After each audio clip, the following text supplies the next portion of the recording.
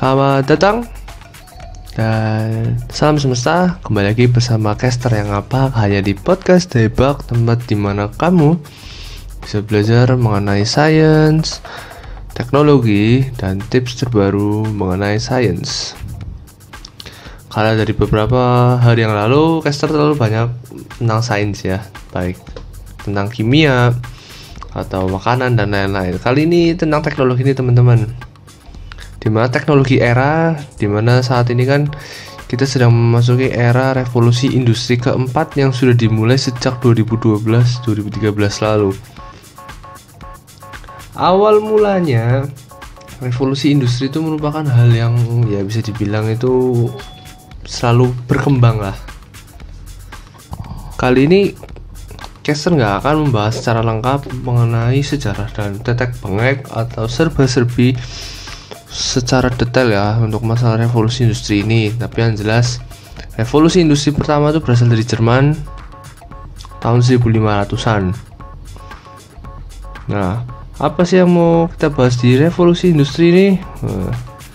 Banyak loh teman-teman, terutama yang revolusi industri 4 itu pun sudah banyak banget hal yang bisa kita bahas.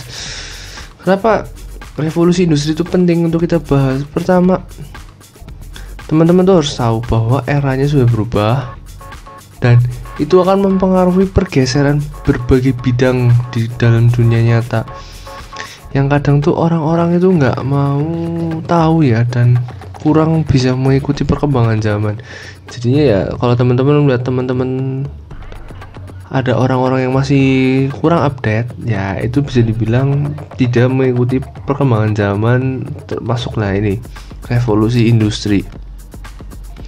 Sebenarnya ini kan science tech. Kali ini kita akan membahas teknologi full, dimana ya memang dampak yang ada itu banyak sekali untuk kehidupan ya dalam masa-masa industri keempat ini, dan bahkan revolusi industri kelima pun nanti juga kan lebih cepat lagi. Padahal rata-rata revolusi industri itu bisa 100 tahunan, tapi diprediksi bisa lebih cepat untuk migrasi dari 4 ke 5. Dan pastinya teman-teman juga perlu tahu bahwa revolusi industri itu dimulai dari hal-hal kecil yang ada di sekitar teman-teman juga kok sebenarnya. Tapi teman-teman kadang kurang menyadari atau kurang ya berinteraksi atau memahami secara umum. Tapi di sini akan saya bahas bahwa sebenarnya itu nggak sesusah itu kok. Oke, kita langsung mulai aja ya teman-teman ya. Revolusi industri sendiri adalah perubahan besar dan radikal terhadap cara manusia untuk memproduksi sebuah barang. Memang karena dasarnya ini dulu ya, karena industri itu kan produksi barang biasanya berkaitan dengan itu. Perubahan ini sudah terjadi 3 kali, betul. Sebelum keempat tentunya udah 3 kali. Dan efek dari perubahan ini diikuti dari bidang ekonomi, politik, budaya, militer, dan masih banyak lagi. Hasilnya berbagai pekerjaan mulai tergeser dan berganti pekerjaan baru. Contohnya apa? Dulu itu banyak sekali mechanical yang hanya untuk menjaga sebuah mesin-mesin yang bisa dibilang yang ukurannya sangat besar-besar ya teman-teman ya. Teman-teman bisa dilihat aja di Google. Namun sekarang pekerjaan itu sudah berganti, karena cukup dengan komputer aja sudah bisa melakukan pengecekan atau apa. Selain itu ya banyaklah industri-industri dimana dulu kan ada yang namanya kayak taksi dulu. Zaman dulu kan masih pakai kereta-kereta itu ya. Sekarang kan sudah pakai mobil yang lebih canggih dan tenaganya jauh lebih besar. Pekerjaan seperti yang sebelum itu sudah banyak hilang. Perakit juga sudah mulai banyak bergeser, karena sekarang dibutuhkan perakit jenis lain tentunya. Pekerjaan baru yang muncul ya bisa teman-teman ketahui itu contohnya ya seperti YouTuber, influencer, atau ya reviewer, banyaklah seperti itu, dimana sekarang fleksibilitas sangat utamakan dalam sebuah pekerjaan, dan waktu itu sekarang lebih mudah untuk kita atur sebenarnya. Tinggal bagaimana manusianya bisa memanfaatkan yang ada. Awal munculnya, sedikit sejarahnya aja ya, nggak usah terlalu banyak, ini adalah pada sektor inovasi digital. Sektor ini adalah sektor yang paling utama. Bisa kita lihat bahwa revolusi industri itu sudah maksimal atau tidak, baik dari sisi biologis dan fisik yang ada. Konsep ini berasal dari pameran publik nih. Revolusi industri 4 itu berasal dari pameran utama pada tahun 2011 atau 9 tahun lalu, dimana ini berasal di kota Hannover, Jerman. Ya, dari Jerman ke Jerman lagi di revolusi industri yang keempat ini. Nah, di situ dijelaskan bahwa kekuatan industri akan bergeser, dimana di industri 3 itu masih beberapa sektor itu menggunakan tangan manusia. Namun di industri keempat itu mulai harus digeser dengan adanya robot dan superkomputer yang memiliki tampungan besar namun efisiensi tempat. Nah, begitu, dan berbagai mesin penggerak lainnya pun tetap dilakukan inovasi yang bisa dibilang cukup tinggi ya. Tinggi inovasinya dalam arti terus berputar inovasinya agar memanjakan para manusia-manusia ini tentunya dalam industri. Nah, kalau teman-teman ingin melihat, ya betul ya, tadi yang saya sudah bilang itu dari hal-hal kecil. Contohnya ya telepon genggam yang kita pegang. Dan setiap segmen masyarakat juga pasti sudah mulai di desa-desa pun menggunakan traktor. Itu sudah industri keempat, karena traktor zaman sekarang pun sudah dilengkapi chip superkomputer juga. Terus mengutamakan jaringan internet ya teman-teman ya. Internet itu juga revolusi industri 4, dimana memang dulu internet itu nggak bukan booming ya, tapi setinggi ini penggunaannya. Namun saat ini segala bidang dan segala masyarakat itu menggunakan internet untuk memudahkan segala aksesnya.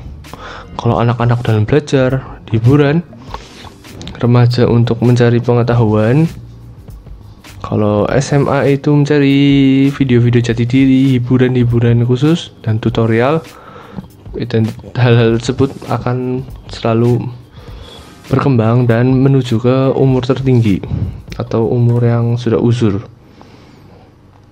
Nah, seperti itu.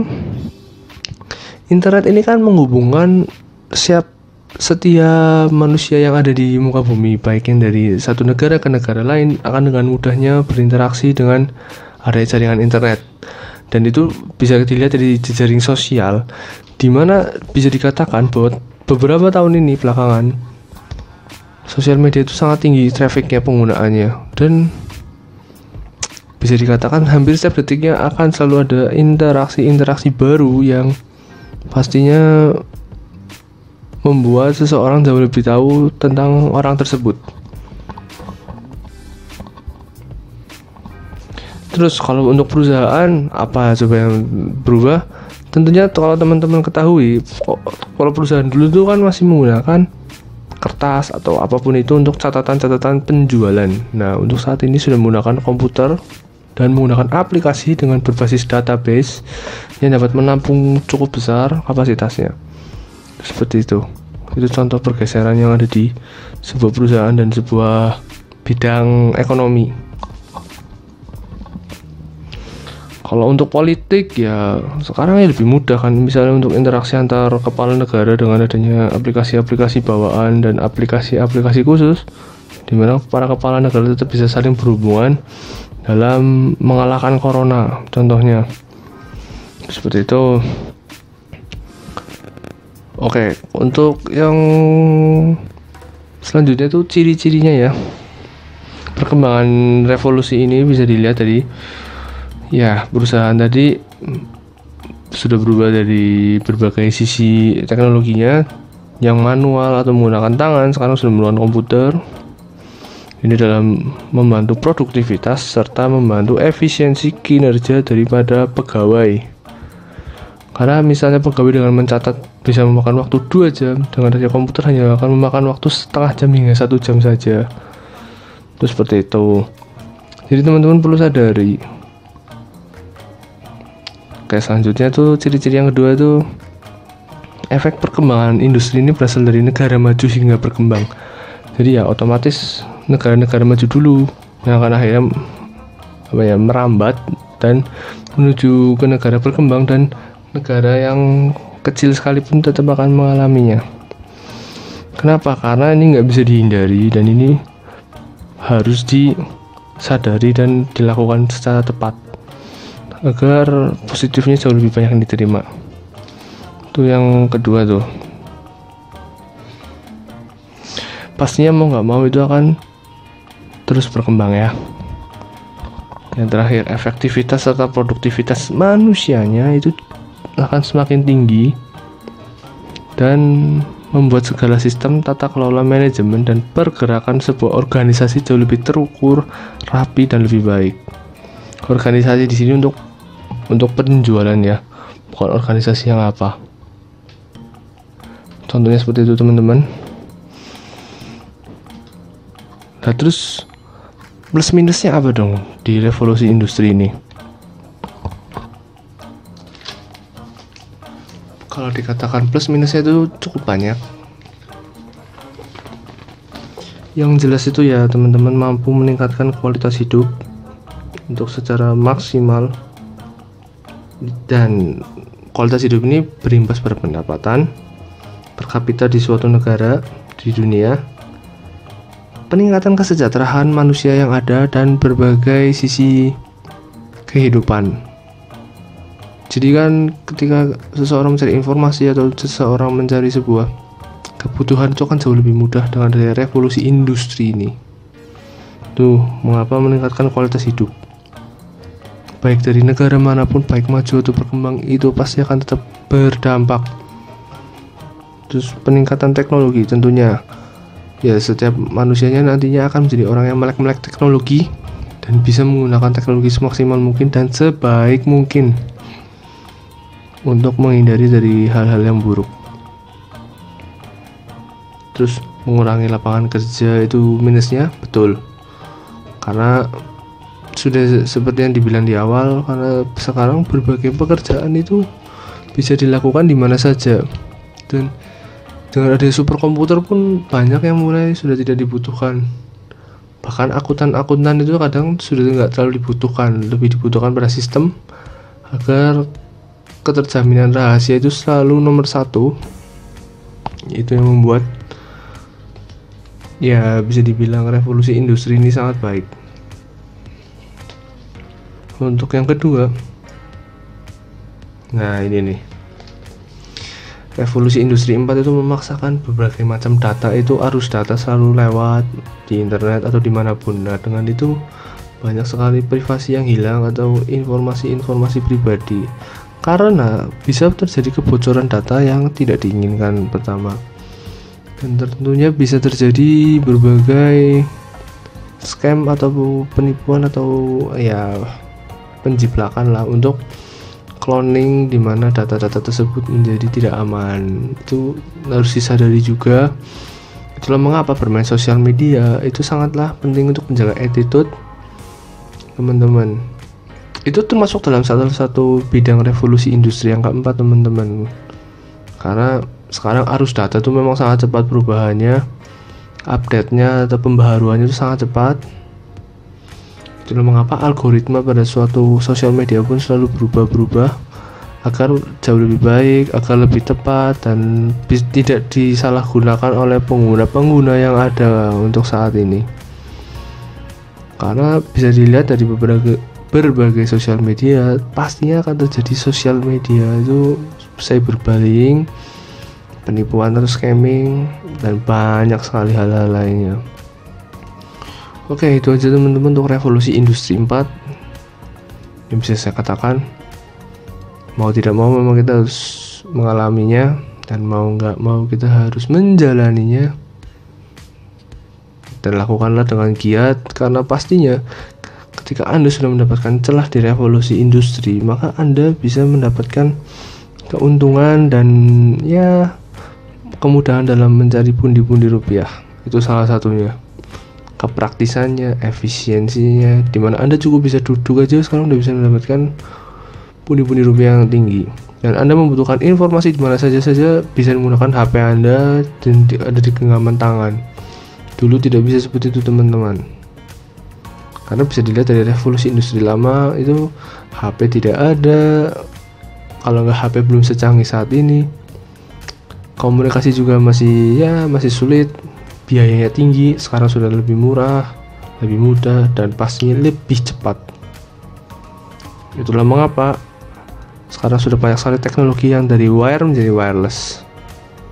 Itu salah satunya. Oke? Thank you for listening. Jaga selalu kesehatan. Jangan pernah bosan untuk mendengarkan berita terbaru tentang teknologi, karena saya akan bahas kupas tuntas dari sisi lain yang akan membantu teman-teman jadi lebih tahu bahwa sains teknologi itu hal yang tidak bisa jauh dari kehidupan kita juga. Oke, thank you for listening. Bye bye.